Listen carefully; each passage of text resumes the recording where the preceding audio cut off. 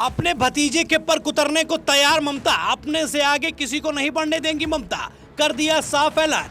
ये खबर उनके लिए है जिन्हें ये लग रहा था कि ममता बनर्जी का समय पूरा हो गया है। वो अब राजनीति में अपने भतीजों को आगे बढ़ाकर खुद पीछे हो जाएंगी। लेकिन ममता बनर्जी ने ऐलान कर दिया है कि उनके आगे किसी की नहीं चलेगी।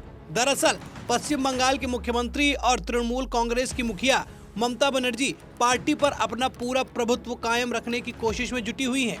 दरअसल पार्टी में नए और पुराने नेतृत्व के बीच एक बार फिर टकराव की स्थिति दिख रही है और ऐसे में ममता बनर्जी ने साफ संदेश दे दिया है कि प्रशासन और संगठन से जुड़े मामलों में उनका फैसला ही अंतिम होगा।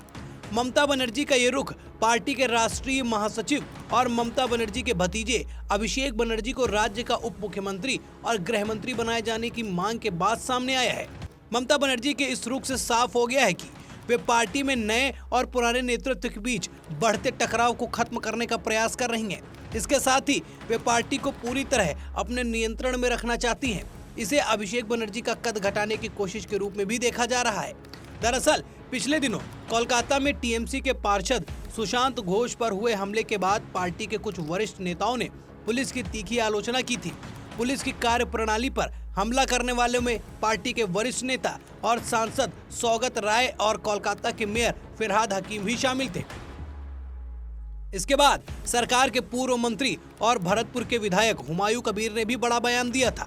उन्होंने कहा कि पार्टी के राष्ट्रीय महासचिव अभिषेक बनर्जी को राज्य का डिप्टी सीएम और गृह मंत्री बनाया जाना चाहिए। हुमायूं कबीर की ओर से दिए गए इस बयान के बाद पार्टी में चल रहा नए और पुराने नेतृत्व का टकराव एक बार फिर सामने आ गया है। इस बीच मुख्यमंत्री ममता बनर्जी ने साफ कर दिया है कि सरकार और संगठन से जुड़े मामलों में उनका फैसला ही अंतिम होगा।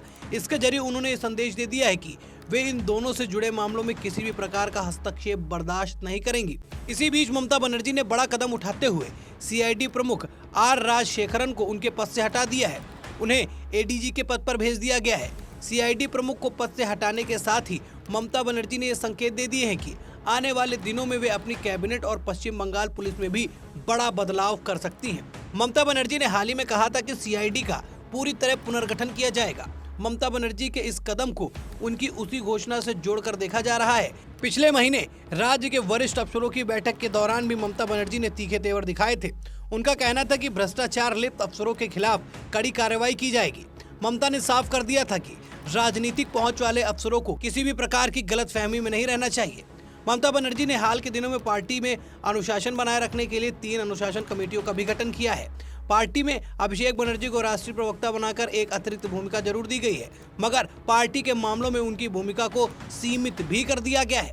पार्टी के पुराने नेताओं ने अभिषेक बनर्जी की नेतृत्व शैली और संगठन में बदलाव के लिए की गई उनकी सिफारिशों पर आपत्ति जताई थी। इसके बाद ये कदम उठाया गया है।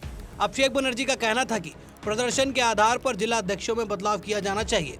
ममता बनर्जी ने यह भी साफ कर दिया है कि पार्टी के संसदीय मामलों से जुड़े फैसले पार्टी के वरिष्ठ सांसदों डेरेक ओब्रायन, कल्याण बनर्जी और सुदीप बनर्जी की ओर से लिए जाएंगे। पश्चिम बंगाल में सत्तारूढ़ तृणमूल कांग्रेस की भीतर चल रही इस खींचतान पर भाजपा और कांग्रेस ने भी तंज कसा है। भाजपा नेता राहुल सिन्हा ने कहा कि टीएमसी में ममता बनर्जी अभिषेक बनर्जी को काबू में रखने की कोशिश में जुटी हुई हैं। पार्टी में अभिषेक का कद बढ़ गया है, जिसके बाद ममता बनर्जी ने उनकी ताकत को सीमित करने की दिशा में कदम उठाया है। कांग्रेस नेता सौम्या एच रॉय ने भी कहा कि ममता बनर्जी और अभिषेक बनर्जी के बीच चल रहा टकराव अब सार्वजनिक रूप से उजागर हो चुका है। ममता बनर्जी अब अभिषेक बनर्जी का प्रभाव कम करने की कोशिश में जुटी हुई हैं, मगर उनके लिए ये करना अब संभव नहीं रह गया है। भाजपा और कांग्रेस की ओर से दिए गए इस बयान से साफ हो गया है कि ममता और अभिषेक के बीच चल रहा टकराव अब पश्चिम बंगाल के सियासी हलकों में चर्चा का विषय बन गया है। दूसरी पार्टियां भी इस टकराव को लेकर तृणमूल कांग्रेस पर हमलावर हैं। आपस की लड़ाई ने वैसे भी कई पार्टियों का नुकसान किया है।